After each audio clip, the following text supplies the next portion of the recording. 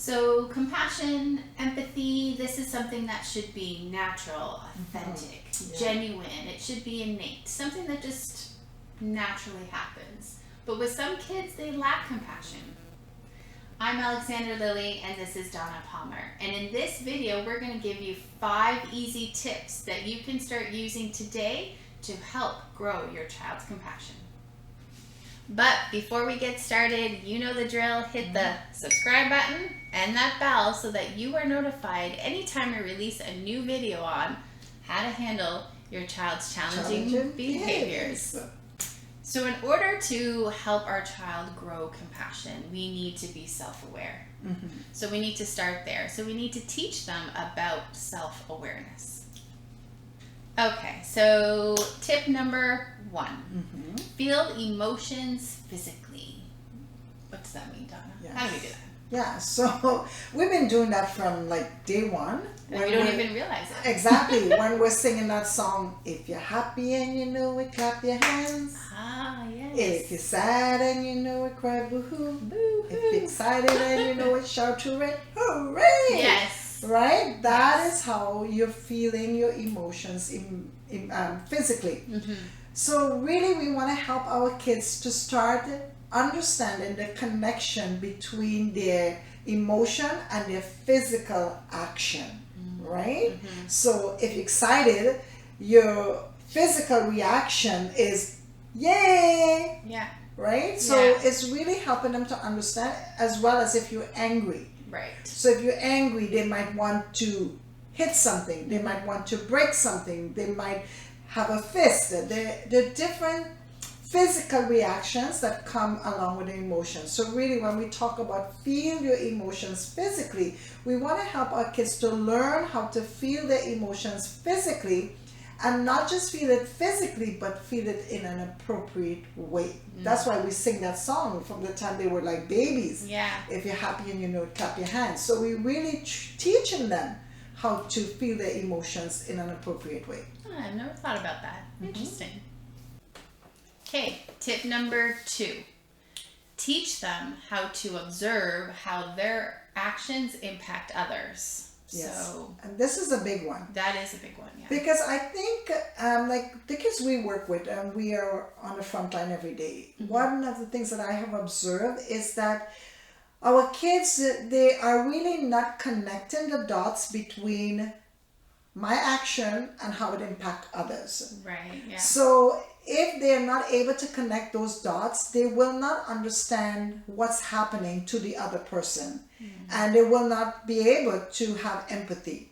So one of the things we want to really help them to understand is when I get angry and I break my friend's toy because I'm angry, then how does my friend feel about that? Right? So my friend might be sad.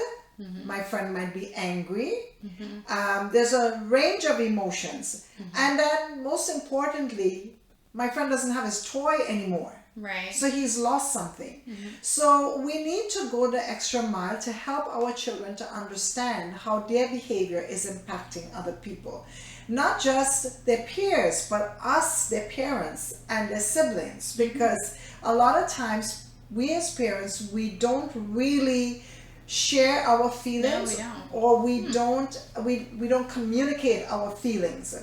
So our kids really don't know that when I do this, mom feels hurt, or mom feels angry, or you know what, if I break the toy, that costs money, and you know, things like that. So we really want to help them to understand how their behavior impacts others and the environment that they're living in general.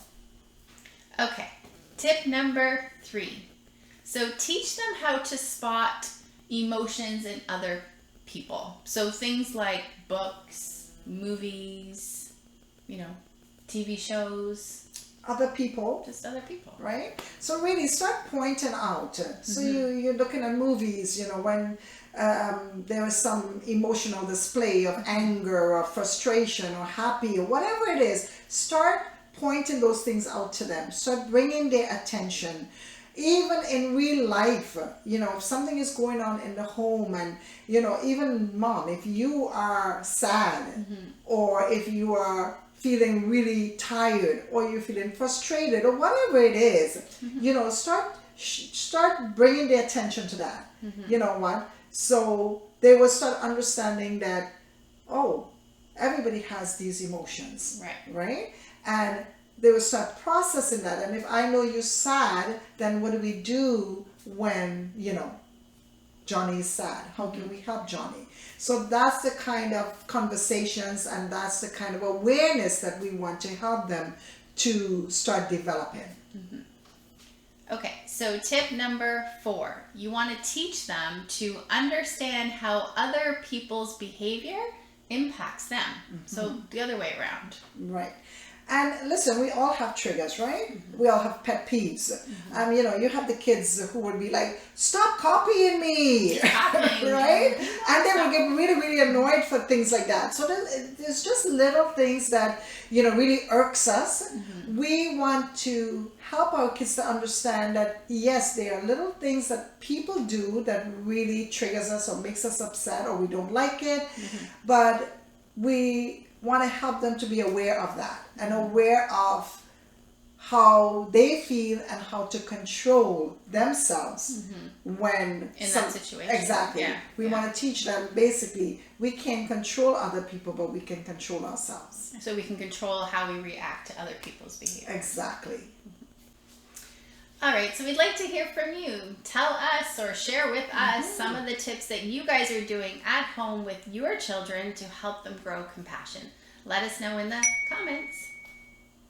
Okay, tip number 5, the last tip, is teach them the zones. You guys all know about the zones. I'm sure your kids come home and say, I was in the red zone today. I mean, they didn't have zones when we were younger. And we talk about the zones every day in our program. So we're helping the kids to understand where they are. And there's sometimes some people they're in the red zone, some people they're in the yellow zone. And really the zones are really zooming in to their emotion and where they are at, from 0 being calm to 10 being, I've lost my mind, right? Exactly. So if we start introducing at a very young age the zones, and start helping them to understand when they are tired, what does that feel like? When they are anxious, what does that feel like? And all of this connects back to even feeling the emotions physically. So we try to help them to understand where they are on the spectrum of their emotions, going from calm to 10 being, I've lost my mind. So they can identify where they are, and then teaching them some strategies. Okay, if you feel yourself, you're in the yellow zone, so that, you're building, you want to maybe use some breathing techniques to kind of release that stress and bring yourself back down. Or we can help them to do that. So that's really, bringing their awareness to their own emotions, and helping them to understand where they are and what they need to do when they are in whichever zone they're in. We're trying to keep them in the green zone. But this is real life, okay? We all get to the red zone, the yellow zone. So it's how do we handle ourselves in whichever zone we find ourselves in. All right, so if you need any help, or you want to join our parenting community, because we have a lot of amazing parents and we support each other, please connect with us at admin@parentingbeyondbehaviors.com. And remember to keep your ears open for our next video, where we are going to be talking about a very touchy subject. We're going to be talking about the identity crisis that our children are being faced with today. So, and don't forget to like and subscribe. See you later.